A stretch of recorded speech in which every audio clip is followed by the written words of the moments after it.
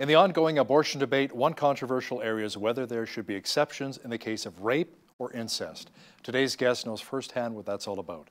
Joining me now via Skype from Virginia is Jennifer Christie, a pro-life speaker and a mom of 5 who has a very powerful story to share. Jen, welcome to BCN. Thank you so much for having me. Now, your story makes some people cry and other people very angry. You were violently raped in 2014. Can you speak about that horrific experience and how it really shaped you? Yes. So I'm a sign language interpreter by trade, and as I freelance, my work includes a lot of travel just by its nature. And in January of 2014, I was traveling for work, and the assignment was about 2 weeks long, and I was out of town and staying in a hotel. And the last day of this 2-week-long assignment, as I was going back to my hotel room, I did not know that I was being followed. And when I got to my room, I turned around to close my door, and there was a man in my doorway. And he, condensing this for time and content, beat me up and raped me. And I was treated in the hospital for broken bones, ribs, fingers, a brain bleed, which left me with a seizure disorder, internal damage, which has required 6 surgeries to date just to fix what was destroyed. And my whole world changed that day, to say the least. How I felt about myself, how I viewed the world, how I looked at God, how I looked at men. It was absolutely earth-shattering. Rape is a soul-destroying crime, and I did not know even the extent of what would change, but that was sort of just the beginning of the journey that we were about to take, and that's what happened. That was January of 2014. Now, Jen, I understand that previous to this assault, even though you were pro-life, you held the belief that in cases of rape, it was acceptable to get an abortion. Now, did you consider having an abortion, especially when pressured to do so by your folks? I did not. I can't begin to tell you how dark the world seemed to me in the days and weeks following the assault. I was a very different person. I was a Christian since an early teenager. My husband and I were both Christians. I'd had a very, very strong faith, but the world was different. You know, everything was different. And I didn't think I could keep on existing. I didn't know how to relate to my husband. I didn't know what to think of myself, of my God, of my children, how to look at them. I didn't know how to keep going. And when I found out I was pregnant for the first time, for the first time since the attack, looking at that ultrasound screen, I felt something akin to joy again. And I remember thinking that, very clearly thinking, okay, I've got to get this together. I've got to get myself together here. Like, someone else needs me in a very real way. Aside from the children I had, you know, who were outside of my body, I was like, okay, this person needs me, like, right now to carry on. And just this feeling of I couldn't protect myself. You know, I fought and I tried, but I couldn't protect myself then. But that little heartbeat on the screen, that little guy, I could protect him, and I needed to. And it was this ferocious feeling of defensiveness, because I knew the way the world was going to look at him. I knew the way the world was going to see him. And from the start, it was that mama bear instinctive, like, it's me and him now, and I didn't feel alone anymore. And there was never a sense of even thinking about not having him. And that changed things for me as far as the abortion exception. So how did your husband initially respond to the news of the pregnancy? I was away on work again, and I called him, and I just said, you know, are you sitting down? He knew I had not been feeling well. He knew something was wrong. I was actually out of the country. And I just said, I'm pregnant. And he had had a vasectomy after our 4th child. It had been a very difficult pregnancy. And so he knew immediately. And he just said very calmly, he said, okay, which annoyed me at the time. I was like, okay, okay, was not an acceptable response. Okay, what, Jeff? Okay, what? And he just said, sweetheart, he said, this child is a gift. He said, this is something beautiful out of something terrible and painful for us. He said, we can do this. We love babies. And I said, yeah, yeah, we love babies. And he said, this will be awesome. We can do this, you and me. We can do this. And we did. And from the very moment, it was just our baby. And when we speak about this, people are either in love with that response or appalled. And Jeff gets asked a lot, well, you're raising a rapist baby. What's it like to raise a rapist baby? And he's like, I don't know. I'm raising our baby, and it's been our son from the start. And that's just how it's been. And you kept the baby, right?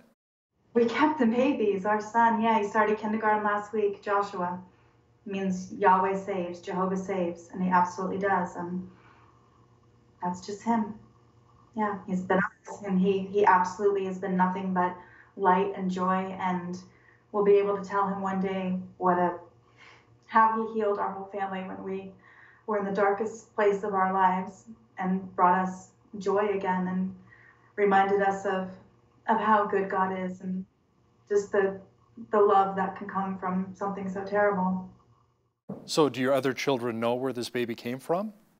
They're much older. Our daughter's almost 22, and our children are 22, 19, almost 17, and 13. And so they had to know early on when they found out I was pregnant, because the older ones do remember my husband having the vasectomy. And to their credit, they handled it better than I expected they would. Basically, I remember telling the older ones, we told them incrementally and just said, we want you to understand that while something horrible happened, this child is not something horrible. And immediately they were very protective of their younger brother. My daughter especially just said, I would never think that. I would never think anything horrible about him. And the kids have been very, very supportive of me. My oldest son actually gave an interview in a documentary we were involved in, and just said, I hope that I can one day be half the man my father is. And sorry. And he just said, I'm so proud of how strong my mother has been, and it's so hard to see how something so evil can produce something so sweet and innocent. And so the kids have been great. I actually had a conversation with my 16-year-old not too long ago, where he just said, I just hope, the man who attacked me has since been killed, and he just said, do you think he knows? He said, do you think he knows that he didn't break you? I hope he knows. And so the kids, even the ones who don't discuss it so much, have a real good sense of the idea that God can bring something beautiful from the ashes. So. Now, one of the arguments is that if you have the child, then you're reminded over and over and over again about the traumatic rape. Is that what happened with you? No, that argument is very interesting to me, because, of course, the implication would be that otherwise you would forget. And it seems so foolish when you really think about it, because there's never any forgetting.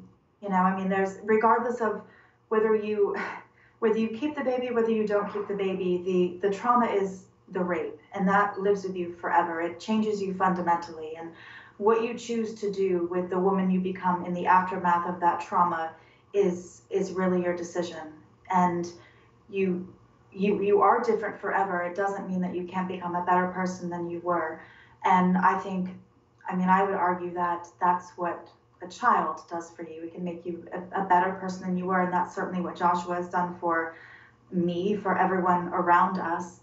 And there's no one saying that you're going to be forced to become a parent. There are other people who will parent that child for you, but there's all these lies and all this pressure being told to women that you can forget, you'll never move on. If you have this child, you'll never move on. And I'm asked all the time, well, isn't your son a reminder? Isn't he this horrible? He's a reminder, absolutely. He's a reminder that love wins out over hate, and he's a reminder that good triumphs over evil. He's a reminder of all these wonderful things. But as far as the rape goes, that lives with me in a lot of ways, but not in this child.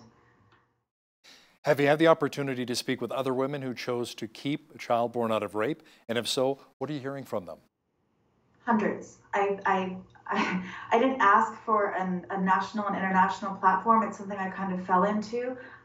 It's been an incredible gift. And yes, I've spoken with hundreds of women. Women reach out to me daily. I've spoken with, yeah, countless women, and it's interesting because I always feel like I've come up with something creative when I talk about the child being healing, and no, we all say the same thing. We all talk about, our children being the vehicle through which we found healing and grace. And there's a very real feeling, very tangible of, looking at that ultrasound or whatever the first, that pregnancy stick, and feeling like we're not alone anymore. And that seems to be the common thread among women who conceive and rape. Suddenly you're not alone. Suddenly you have strength to go on. Suddenly there's a light in this darkness. And that's always been what I read about. And there's always going to be women who say, well, what about the woman who doesn't feel that way? And I'm sure that happens. But for the woman who struggles with that, I've never, ever met a woman who has had a child from rape and regretted her child. I meet women all the time who come up to me and say, thank you for speaking out. I wish I'd had the courage because I had an abortion so many years ago after rape, and that's what they regret, still decades later sometimes. So what do you say to those who voice concerns that the child will eventually find out that they were born out of rape and the powerful impact that could have on that child's life? I think I think that it's all in the way that you approach it. I know a lot of adults who are conceived in rape, and I've never met one who regrets being born. I'm not so naive to think that it won't affect them, but certainly as far as our son goes, we're presenting it in a way that, first of all, he's surrounded by love, and we really are presenting this to him. He knows very little right now. He's 4. He knows that mommy and daddy speak. We were still at the March for Life in England a couple months ago, and we told him, we're going to, another country. We told him where Peppa Pig lives, and we're going to tell him, we're going to talk about how wonderful you are and how much we love you, and what a gift you are to us. And we're keeping a book of thousands and thousands and thousands of comments from people all around the world who talk about what a gift he is and what a blessing he is and what a mark God has on his life. And I didn't have anything like that when I was growing up. And so he's making an impact for the good on the world. And I know people like James Robinson, like Ryan Baumberger. I know so many people who are conceived in rape who've done wonderful things. And those are the people he's going to be able to reach out to, who he has to look up to. And I think as long as we frame it in that way and we show him that there are beautiful things in life that come from evil and look what God can do, as long as it's framed in that way, he'll be okay. There are things that happen in life, they just do, that are not wonderful, but they can always be conquered with love and with goodness and with God, and that's really the message that we're trying to give. So Jen, the man who raped you, was he caught, convicted, and spending time in prison now? He was caught, in a sense. He was not. The man who raped me went on to rape and murder a few other women before he was caught by the brother of one of his earlier victims and killed. And wow. That's where his story ends.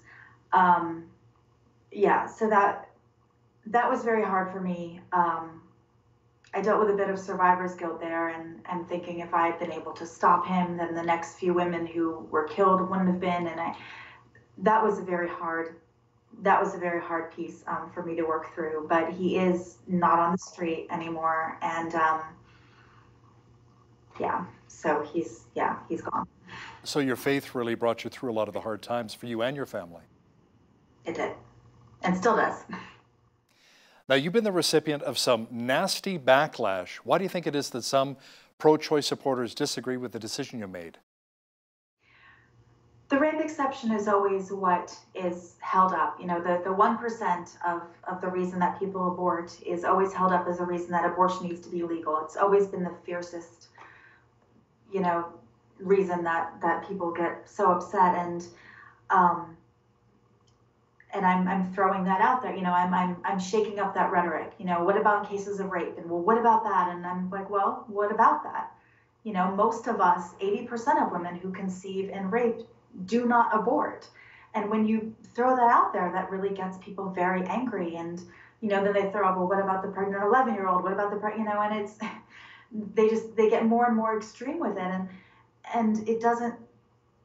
They don't want the truth. They want to be able to hold that out there because, then abortion can stay legal in cases of rape and cases of rape. And so, yeah, we get a lot of hate, and it's just, we're trying to speak to that truth. I understand when pro-lifers use it, that it's often, I think they believe that it's compassionate. It's misplaced, but I understand where they're coming from. But as far as the other side goes, it's because we're throwing out their last bastion, their trump card that they're trying to use to keep abortion legal in this country, and we're refuting that, and that's upsetting. Jennifer Christie, pro-life advocate and mother of 5 beautiful children. Thanks so much for joining me today from Virginia. Thank you for having me. I appreciate it. Good talking to you.